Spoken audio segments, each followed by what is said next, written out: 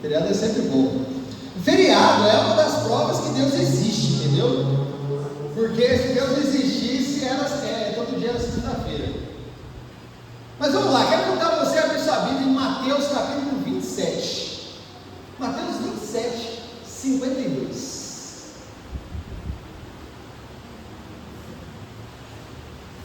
Antes que eu faça alguma coisa errada aqui.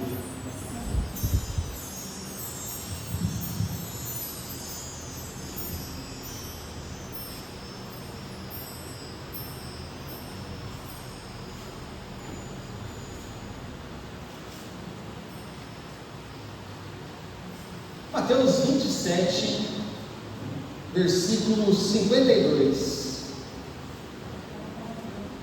Diz assim a palavra do Senhor: os sepulcros se abriram, e muitos corpos de santos que haviam morrido foram ressuscitados, e saindo dos sepulcros, depois da ressurreição de Jesus, entraram na cidade santa e apareceram a muitos. O centurião e os que com ele vigiavam Jesus, vendo o terremoto e as coisas que aconteciam, ficaram aterrorizados e disseram: é verdade, este era o Filho de Deus. Feche seus olhos. Deus, nós estamos diante da Tua Palavra, e a Tua Palavra que é viva e eficaz, a Tua Palavra que passa por anos e ela não muda, ela continua atual, ela continua fiel, e ela nos manifesta a Tua vontade a cada dia.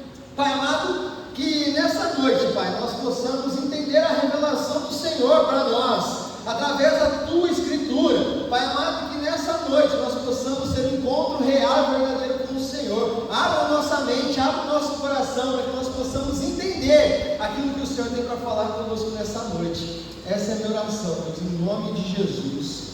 Amém. Amém. Sabe, conta uma história que um pequeno gafanhoto, um jovem rapaz, certa vez ele encontrou um outro pequeno gafanhoto, só que esse muçulmano. E aí, um teoricamente de origem ocidental, né, e outro oriental. Então, um mais acostumado com a ideia de Jesus e o outro muçulmano começaram a conversar ali e chegaram num ponto que falaram sobre a Páscoa e sobre a morte de Jesus. E aí, o muçulmano falou assim: olha, pequeno gafanhoto, para vocês deve ser muito estranho, porque assim, se eu for lá na Meca, eu vou encontrar a tumba, você não diz a tumba? A sepultura de Alá. De Alá não, do parceiro lá, como é? Maomé. Exatamente, do Maomé. Vou encontrar lá a sepultura dele, a ossada dele vai estar lá. E aí, é verdade, está lá? Está lá. Tem certeza? Tem. Então, mas aí que está a diferença, cara. Mas espera, antes de falar a diferença, porque olha só, se você for lá em Jerusalém, que é a Meca de vocês, na sepultura lá de Jesus, vai ficar lá. Como é que você vai saber? Aí o cara falou assim: então, pequeno gafanhoto, Mohammed, isso aqui é a diferença, cara.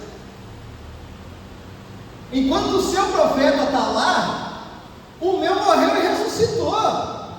É a diferença do Deus que a gente serve. Ou seja, não tem outra história, não tem outro Deus que ressuscitou mesmo. Sabe o que acontece muitas vezes? Nós falamos que nós somos cristãos, nós falamos que nós somos filhos de Deus, mas a gente acaba vivendo como se fosse um coitado. A gente esquece que a gente está do lado do poderoso.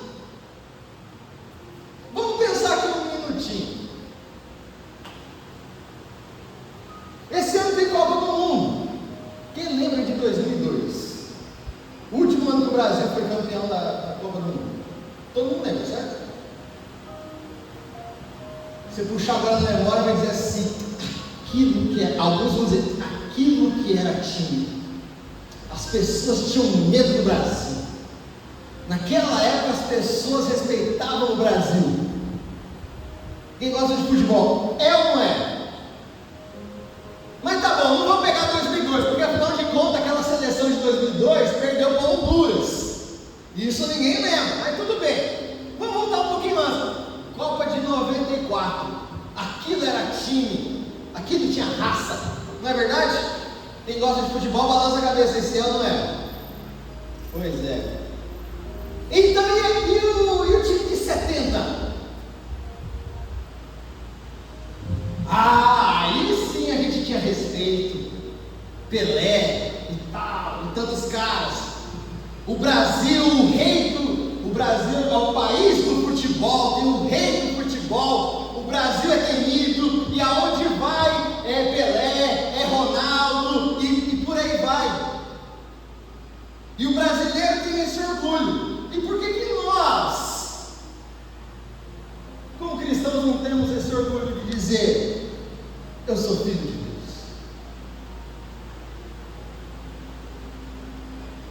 Entende a diferença?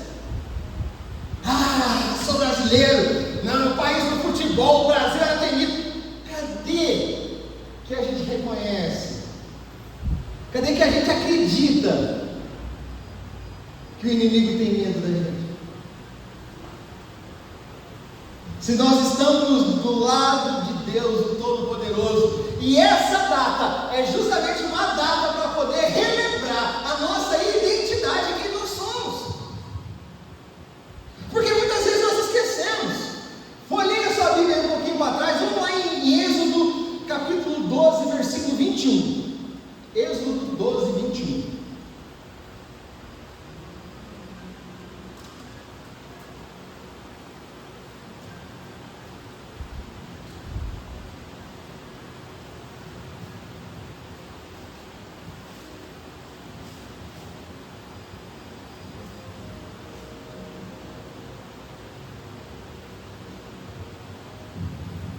Êxodo 12, 21 diz assim: Então Moisés chamou todos os anciãos de Israel e disse: Ide, escolhei cordeiros segundo as vossas famílias e sacrificai a Páscoa.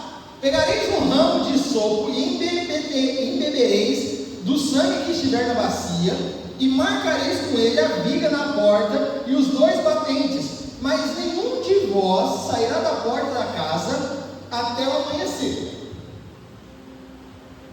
Porque o Senhor passará para ferir de morte os egípcios, e quando vir o sangue na viga da porta e nos batentes, seguirá adiante, não deixará o destruidor entrar em vossas casas para vos ferir. Observareis isto como estatuto perpétuo para vós e para vossos filhos. Quando tiverdes entrado na terra que o Senhor prometeu vos dar, guardareis esse ritual. E quando os vossos filhos perguntarem: o que significa esse ritual? Respondereis: esse é o sacrifício da Páscoa do Senhor, que passou sobre as casas dos israelitas no Egito, quando feriu de morte os egípcios e livrou as nossas casas. Então o povo inclinou-se e adorou, e os israelitas saíram e fizeram conforme o Senhor havia ordenado a Moisés e a Arão. Então aqui é uma das pragas que Moisés manda o pessoal fazer o sacrifício, o cordeiro, pega o sangue, passa nos umbrais da porta, ninguém mais sai de casa, porque naquela noite ia passar o anjo, ia decepar quem não tivesse o sangue nos umbrais da porta, o filho mais velho. Todo mundo comigo? Ok. Então, naquela noite ia acontecer uma carnificina, e até morte geral. Os primogênitos dos egípcios foram todos. Mas os filhos de Israel ficaram por causa de um símbolo, um ritual. Guarda isso, um ritual. Mataram um cordeiro, pegaram o seu sangue e aspergiram na porta, nos umbrais da casa.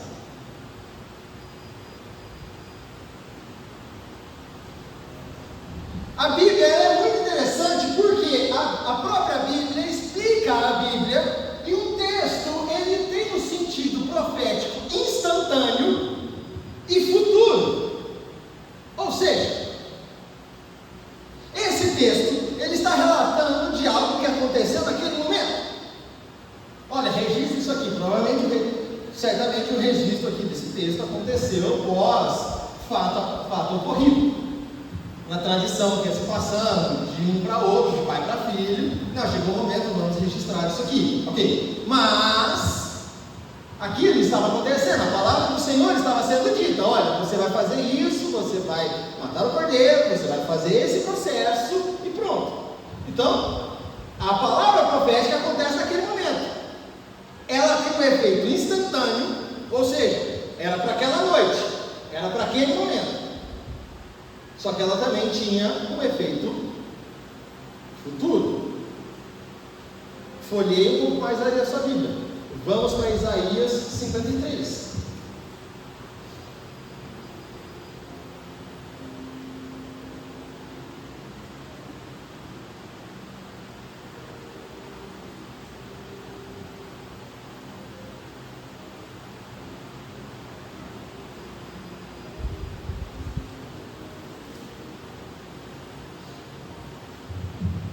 Diz assim a palavra do Senhor em Isaías 53, a partir do verso 1. Quem crê em nossa pregação? Quem se manifestou o braço do Senhor?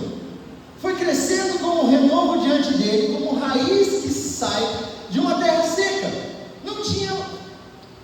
Não tinha formosura nem beleza. Quando olhávamos para ele, não vimos beleza alguma para que desejássemos. Foi desprezado e rejeitado pelos homens, homem de dores, experimentado nos sofrimentos, e como um de quem os homens escondiam o rosto. Foi desprezado e não lhe demos nenhuma importância. Verdadeiramente ele tomou sobre si as nossas enfermidades, levou sobre si as nossas dores, e nós o considerávamos aflito, ferido por Deus e oprimido.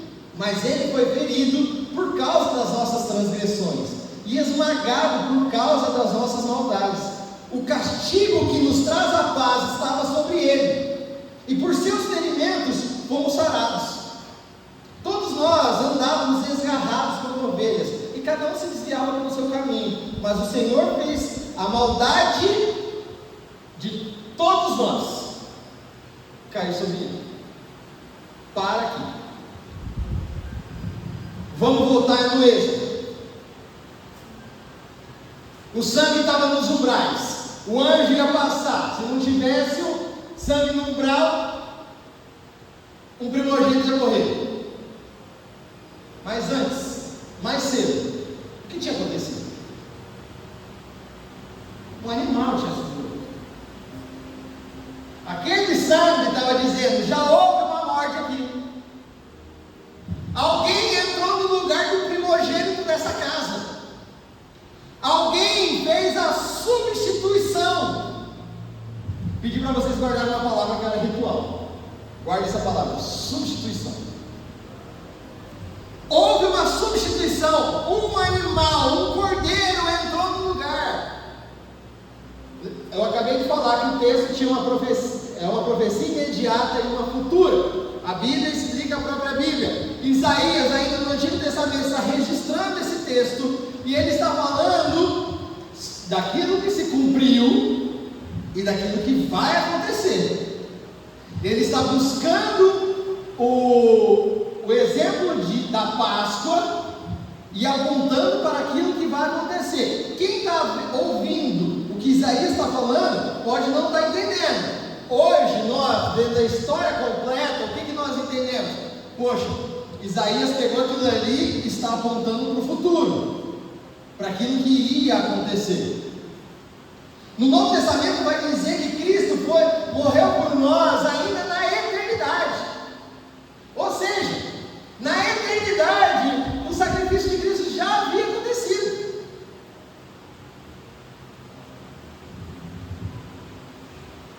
Quando isso acontece aqui na terra, é quando o tempo da eternidade entra e conecta com o tempo terreno. Então, o que nós podemos entender aqui?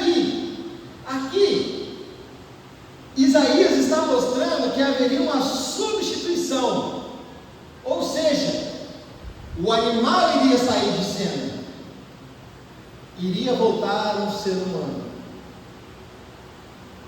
Lá no Egito, um ser humano estava no lugar.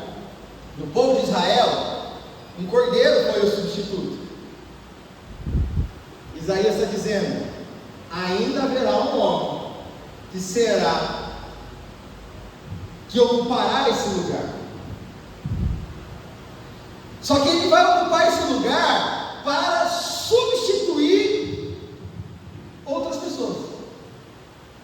Continuando o texto,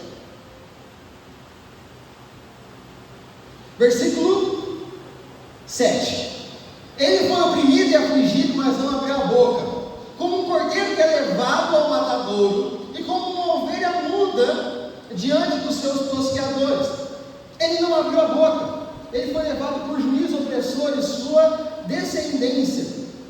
Quem a considerou? Pois ele foi traído, ele foi tirado da terra dos viventes, ferido por causa das transgressões do meu povo. Deram-lhe uma sepultura com os ímpios e ficou como um rico na sua morte, embora nunca tivesse cometido injustiça, nem houvesse engano em sua boca.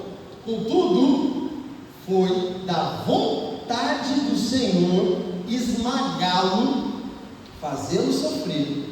Apesar de ter sido dado como oferta pelo pecado, ele verá a sua posteridade, prolongará os seus dias, e a vontade do Senhor prosperará nas suas mãos. Ele verá o fruto do trabalho de sua alma e ficará satisfeito com o seu conhecimento. O meu servo justo justificará a muitos e levará sobre ele a maldade deles.